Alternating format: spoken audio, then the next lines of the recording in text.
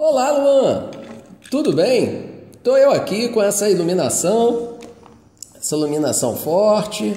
Vamos lá, o Luan está aqui nos acompanhando também na filmagem.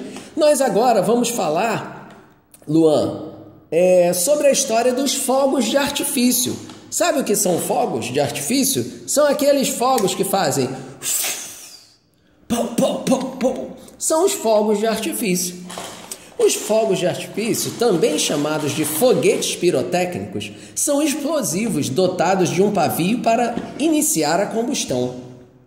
A combustão inicial provoca a rápida ascensão do foguete, que a certa altura explode violentamente, fazendo barulho bem alto. Pou, pou! Esses fogos são usados em festas populares ou celebrações para criar um efeito ruidoso ao acontecimento e como meio de aviso de que algum acontecimento está iniciando ou terminando. Entendeu essa primeira parte? Agora eu vou chamar o Harold para falar um pouco sobre segurança. Ok, eu tô aqui, Thomas. Obrigado. Oi, Thomas. Olá.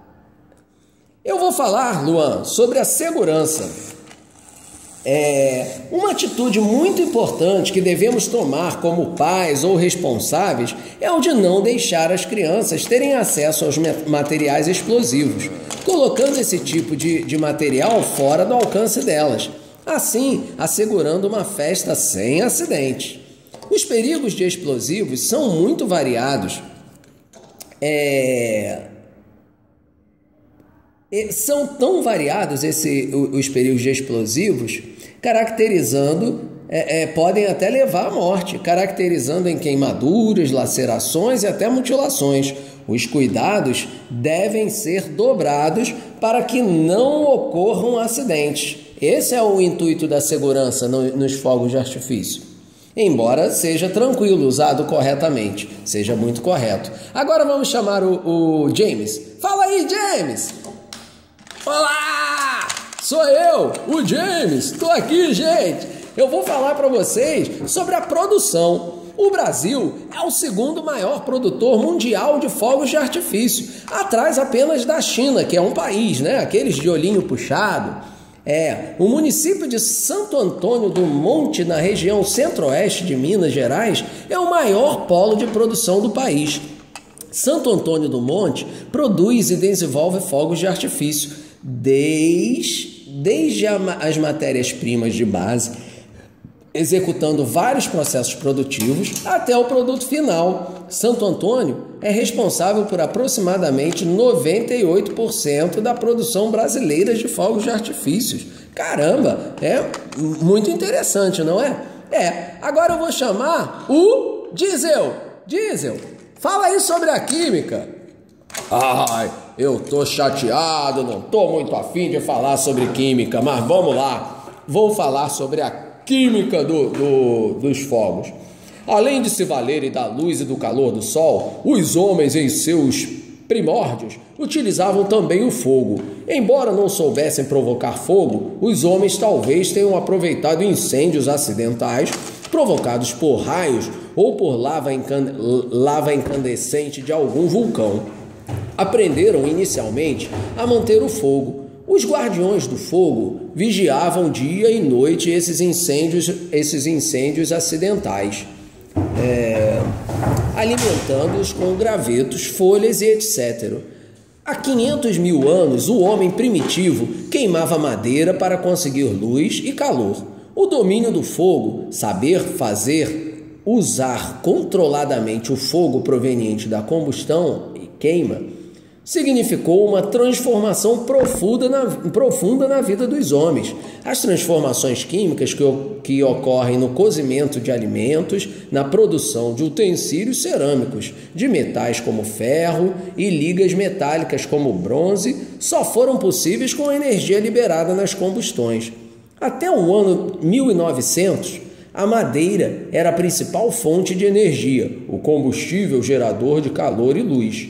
Mas já no século XIV, com a invenção do alto forno, o carvão vegetal passou a ser mais utilizado devido à sua maior eficiência.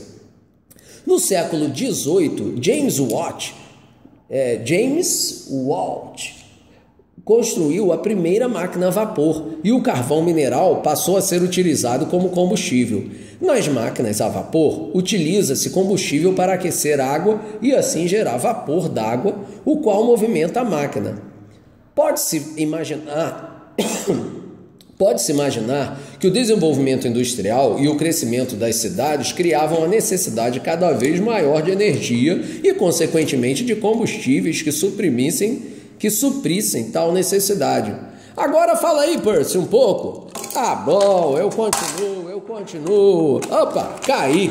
Já vou continuar, Diesel. Só um instante. O petróleo já era conhecido desde a Idade Antiga, mas era pouco utilizado como combustível, pois o homem não sabia como extraí-lo do solo. Por volta de 1860, o petróleo passou a ser explorado comercialmente. Com a perfuração dos primeiros poços na Califórnia, nos Estados Unidos, a iluminação pública começou a ser feita com lampiões a petróleo, em substituição aos de óleo animal. A iluminação elétrica só foi possível quando o homem aprendeu a produzir energia elétrica em larga escala. Durante o século XIX, muitos estudos foram realizados visando a transformação da energia mecânica em energia elétrica. A invenção do gerador de eletricidade, isto é, um gerador que transforma energia de movimento mecânica em elétrica, e a invenção da turbina hidráulica tornou-se possível obter-se energia elétrica em grande quantidade. O petróleo passou a ser queimado para produzir imensas quantidades de vapor d'água ou movimentar turbinas hidráulicas.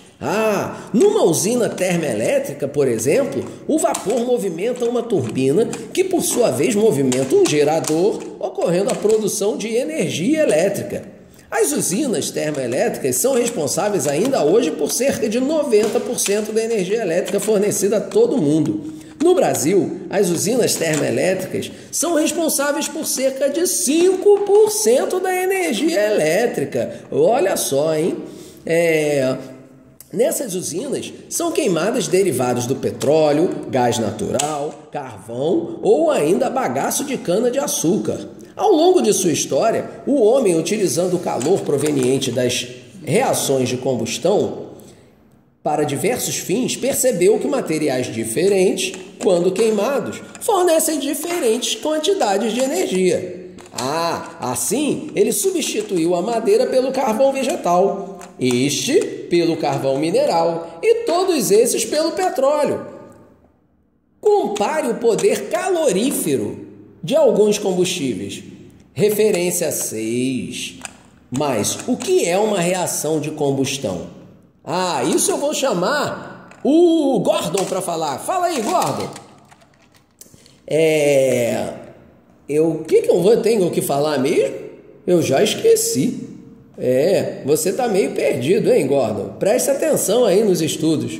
Então nos estudos feitos por Lavoisier em 1743 a 1794, permitiram concluir que a combustão era, na verdade, uma reação com o oxigênio contido no ar atmosférico. Interessante. Assim, o carvão, os óleos, o petróleo reagem com o oxigênio, formando outros materiais e liberando energia. É necessário, entretanto, fornecer certa quantidade de energia para que as reações iniciem. Quando são queimadas substâncias que contêm carbono, ou seja, petróleo, óleos, carvão, etc., ocorre a formação do dióxido de carbono, CO2, um dos gases responsáveis pelo aumento do efeito estufa. Conforme o elemento químico adicionado junto à mistura explosiva, podem ser obtidas diferentes cores, como podemos ver na tabela abaixo. Como é que são feitas as cores? Elemento químico adicionado. Se você adicionar sódio, fica amarelo. Se adicionar lítio, fica vermelho. Se adicionar bário, fica verde. Se adicionar potássio à combustão, a explosão fica azul ou púrpura. Se for magnésio, branco ou prata. Fala aí, Harold. Eu sei que se botar cobre, fica verde. E o estrôncio, se botar, fica vermelho. E você não imagina, se botar cálcio, fica amarelo. E o alumínio branco. E o ferro? O ferro fica dourado. Bem, a gente vai continuar essas outras histórias num outro vídeo. Valeu, Luan. Tchau, tchau, amigo. Obrigado pelo tempo que nos deu aqui de atenção pela história dos fogos. Valeu, amigo. Tchau.